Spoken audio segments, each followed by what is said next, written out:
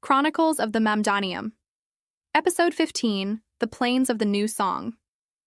Where mercy becomes melody and the redeemed learn to sing again.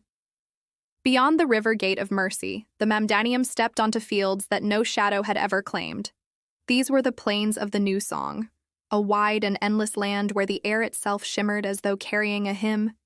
Every blade of grass was bright as emerald glass, and the wind that ran over them seemed to carry the first strains of music.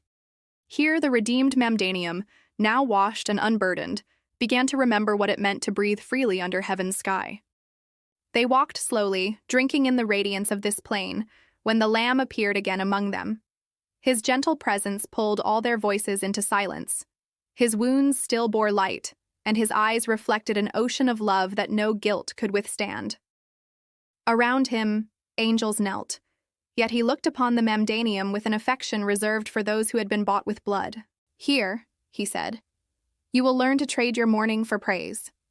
From the earth itself rose harps and trumpets shaped like living branches. They grew at the touch of the Mamdanium, each one bearing a melody meant only for the hands that found it. Some sang with instruments, some simply sang from within, and the air joined them. The song was not for performance, but for healing.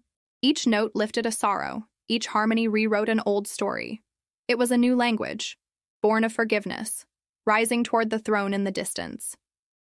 Then the Lamb gave them a charge. "Do not let this song die in the plains. Carry it into the darkness you will walk through. Let the wolves hear this melody, for it is not of you but of me. Where you once bore the weight of shame, now bear the sound of mercy. Where you once whispered apologies, now speak my name in boldness." At his words, the song grew louder until it seemed the very horizon began to move. And as the Mamdanium moved onward, still singing, a path of crystal-like ground opened before them, glowing with every step they took.